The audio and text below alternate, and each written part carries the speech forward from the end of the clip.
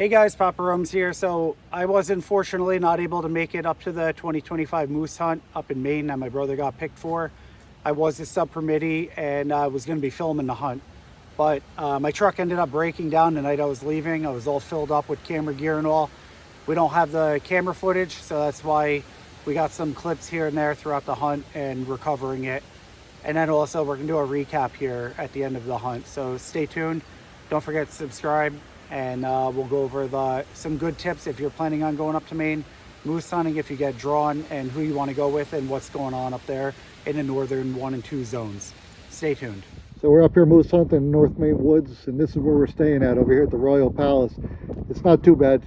Sometimes at night when you're sitting in the bedroom, you roll to one side of the wall and see where that roof's coming down. I kind of hit there once in a while, but it's not bad. So this is the Maybach Blanchett Bridge over the famous St. John River up here in Maine. A little windy today, but gorgeous. This is my dad and our master guide, Kenneth. Hello! I gotta watch him on the phone because every time I'm trying to record a video, he's cursing.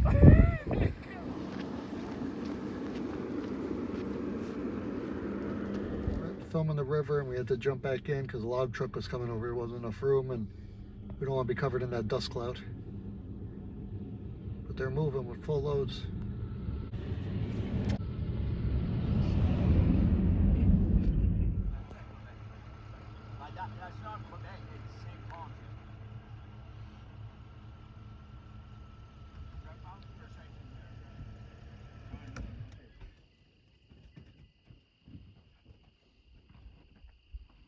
This is the Big Black River, and there's muskie in here.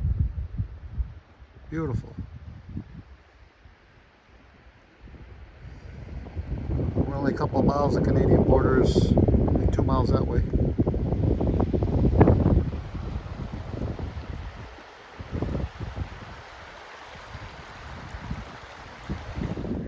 We're up here at Clayton Lake, way up on the top of the zone. We're at one of the check stations, just checking out some of the moose racks we tagged out yesterday.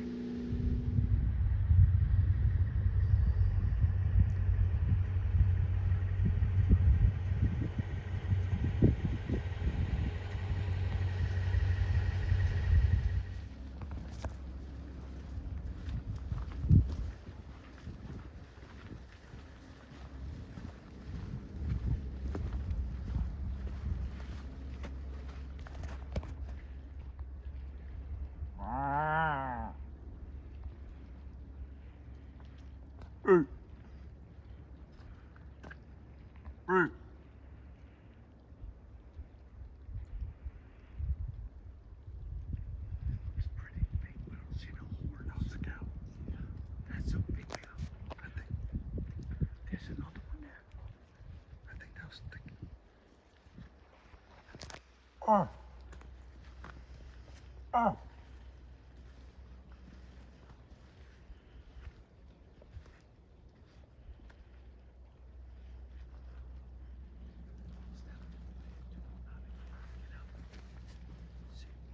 No, there's not one. No.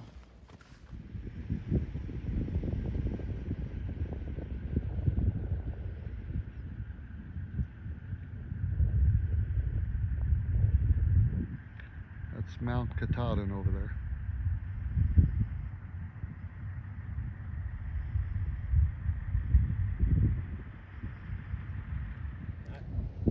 So we're up here in the Allagash Wilderness Waterway up in northern Maine. It's one of those great brook trout fishing areas.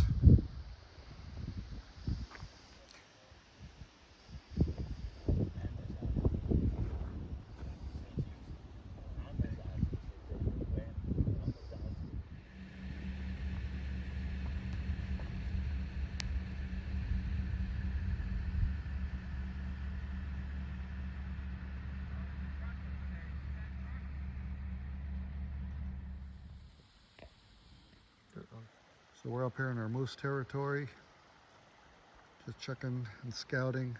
Found this beautiful stream with brook trout in it.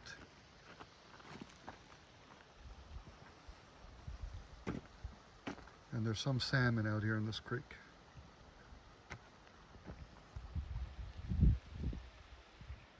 And a lot of moose sign, which is nice. This is my master guide, Kenneth, and we just shot a nice bull, and it's all the way down there.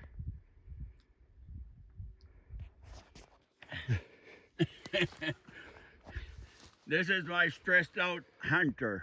Extremely stressed out hunter. So now we're gonna head down there and we're gonna hope that we got a good one.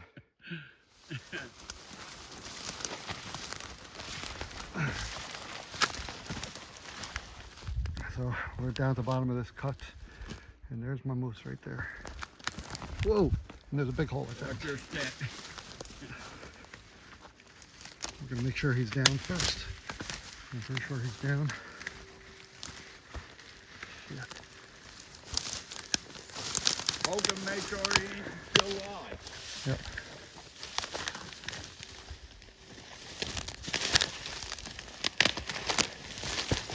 Right there. Oh man, let's get him out of here. There's Vinny taking the canoe down, half a canoe, trying to retrieve his bull moose in Maine. The moose now to the sled, and we got a winch up the mountain up there, and we're going to try to winch it up in this half a canoe. Hey Kenny, just so you know, this is the biggest bull moose I ever shot. Yeah, well, congratulations, logging This- for winching moose. So this is the winch so far. We already pulled him about 25 feet up. We got him into the canoe, and now we're about to go up to this first stump, which is, I don't know, 100 feet from where he dropped.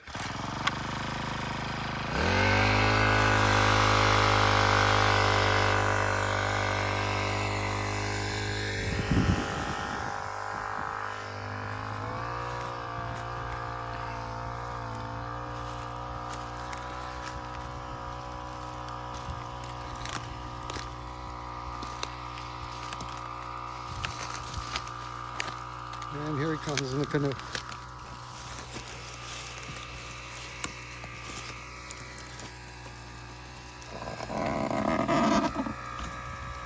Okay, now I'm going to grab the canoe and help. All right. And he dropped back there in that other opening. So my brother ended up getting his bull up there. He just came back. Happy to see that you actually got a bull. That was good. Yeah, you're not kidding. How was the hunt up in zone 1? So I put in for 30 years, finally got drawn. When I used to apply, every zone you saw 55, 60-inch bulls. Everybody saw monster bulls, and they would drive a logging road and shoot a bull. Moose hunting is not like that anymore. They've given out so many tags in zone 1 and 2. The moose population is not like it used to be. You almost got to hunt them like you're hunting deer. It was tough. The opening day we saw 50 to 60 cars. My guide had a whole bunch of places lined up we were going to go to. And every time we pulled into a spot, trucks drove around us, went into our spots, blocked us off. It was like, I'd never seen anything like that. It was like combat style hunting. It was crazy. I was so upset that I didn't go up there because I didn't make it. And then after the first night when I called him, we spoke, and he said, you have no idea, this is nothing like it used to be back in the day. There's over, 50, 60 cars, I think you said they saw in the first day. I was kind of like, okay, maybe I'm lucky that I didn't make it up, but at the same time, just shoot the first legal bull you could see, because that's tough odds when you find out that there's that much pressure in one area. My first day, I had hopes of shooting a 40 to 50-inch bull going up there. After my first day, I said, seeing the amount of traffic around and not so many moose sightings, and I was ready to shoot probably any legal bull just to get tagged out, so I wasn't needing this tag after waiting 30 years and driving all the way up from Tennessee to do it. Unreal. It was crazy, but we ended up lucking out. The day we killed this bull, we went into a new area my outfitter found, and my guy took me to a spot that we saw very few cars, and there was quite a bit of moose sign, and we had a spot picked out that we were going to call that afternoon. And we were actually driving from one spot to another spot to go call, and as we're going by, we spotted a cut out in the distance, and I actually told my guide, I said, because it looked beautiful, it looked just like moose country, and I said, you ever see a bull in that field or in that cut? And he goes, nope, never seen one in that cut. And then about 25 yards further down the road, he goes, bull, take him if you want him. I didn't even have to hesitate. I always plan on going in the woods and calling one in, but seeing the amount of hunting pressure. First off, this is the October hunt, so the rut is kind of already going into a second rut. The response to it is not strong like September. when you could get them to come right into you. And with that, what day was this on? The third This day? was on the Wednesday. The third day of the hunt Yeah, already. and altogether at the end of the week, I think I saw 3 bulls and about 11 or 12 moose altogether. But they were spooky. It was tough. It wasn't like what I anticipated, where they'll just stand there and stare at you like you watch some of these videos where they walk up with their racks going like this and you're shooting them 10 feet away. This wasn't the case. They knew they were being hunted. It was like you were deer hunting almost. And as soon as my guy told me that, I didn't even hesitate. I saw he had his paddles back sticking out. He looked like he was almost going to be 40 inches. And I was like, after what I saw, he's big enough to ride home with me. So it was I would take him. it was time to let him have it. So I ended up putting one into him, and I hit him, and he started going across the cup. You could see him hunched up. And my guide goes, hit him again, hit him again. So I hit him again, and then he goes, hit him again, hit him again. I hit him again. He went down in the cut. And how far are the shots? 202 to 250, somewhere around there. And then when he went down, he was about 300 yards. And what caliber? 300 Win Mag. I was shooting those Hornady Precision Hunter ELDX bullets. How'd they do? I just switched to them for the 300. They did good. I wanted them in 178 grain, and I could only find one box in one sports shop. Everybody was sold out of them, and the only ones I could find them in 200 grain. So I tried them, and they did good. They punched the hole in and out the other side of that moose. They mushroomed. They Nice. did a good job. I had no issues with those rounds. Good. And That's a good shot, 300. oh yeah, that's Hell of a shot. No, it was good. And my outfitter, I asked him afterwards, I said, I hit him good the first shot. I said, how come you kept wanting me to go in? He goes, because every foot he goes that way towards that big bog would be an hour longer for us to get him out. So he goes, I want him to drop as close to us as we could. Yeah, that makes sense. So we put the lead to him, and it worked out. We got him. He ended up being 35 inches. Not a trophy, but at least I didn't come home with a spike bull or a Hearing what you're saying, I'd be happy as hell. My shoulder. 7 points on one side and 5 on the other. It's palmated pretty nicely. It was 35 inches. A couple of guys at the camp saw some really nice ones. We ended up going with Allagash Wilderness Camps, and the outfitter, Matt Morgan, he took another group out, and they got a beautiful bull. I think it was 47, 48 inches, something, but it was just, it looked like a monster. And he was recommended to me by somebody that owns a sports shop by me, that he took their group out 15 years ago and got his daughter a 50-inch bull. 50-inch bull. And back then he said, we saw 3 50-inchers all in the same 2 days. It's a whole different hunt now. But the outfitters are phenomenal. From what I hear from other people, from what they went through, you had a good experience with them? Yeah, absolutely. My guide was actually Kenneth. It wasn't Matt. Matt's the owner of the place, but they do a lot of scouting. They know the area.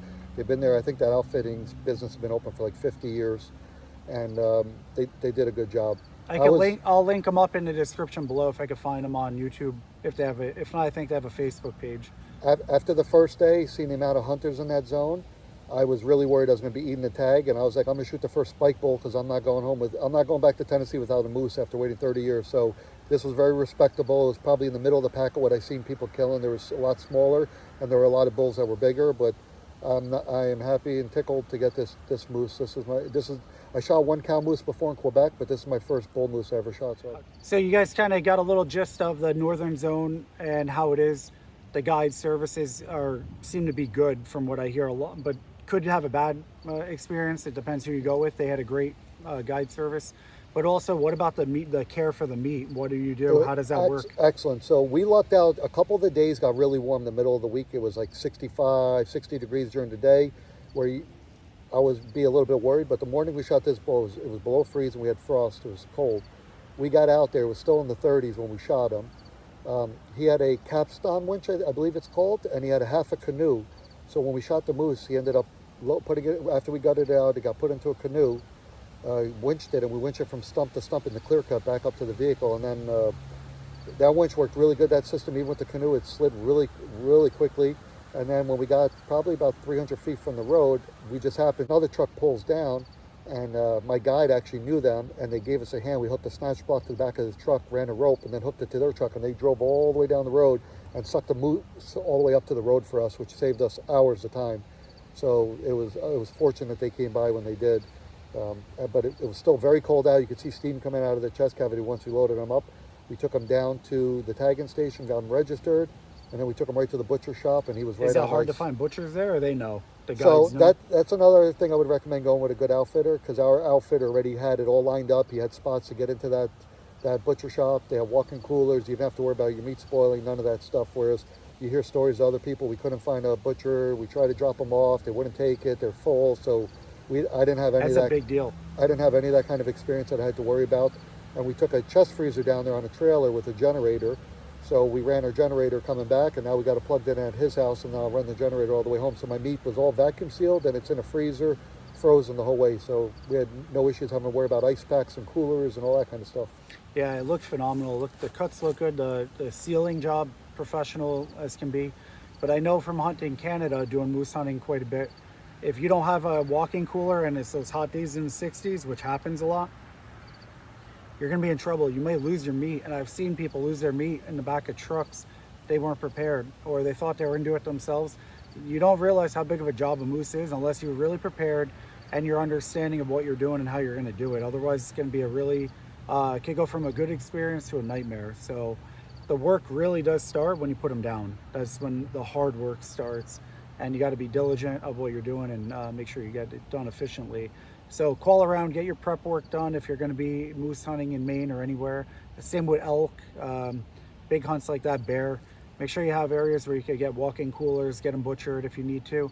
Or a lot of places will just let you hold them there and hang them until you can pick them up and take them home. So yeah, I'm glad we were able to do a little recap. We got the bull here, and I'm glad this all worked out and you were successful. Yeah, Congratulations. You're not kidding. After what I saw that first day with the amount of vehicles, I panicked. I was in panic mode. I was stressed out. I thought I was not going to end up leaving Maine with a moose, and my guide talked me down a couple of times. Like, Yeah. hey, it'll happen. Relax. Well, I got 30 different spots scouted. We're okay. We'll get it. We'll get you a bull. And never hunted that area of Maine before, and that's why we went with an outfitter. And Matt's place did a great job. I would definitely recommend them.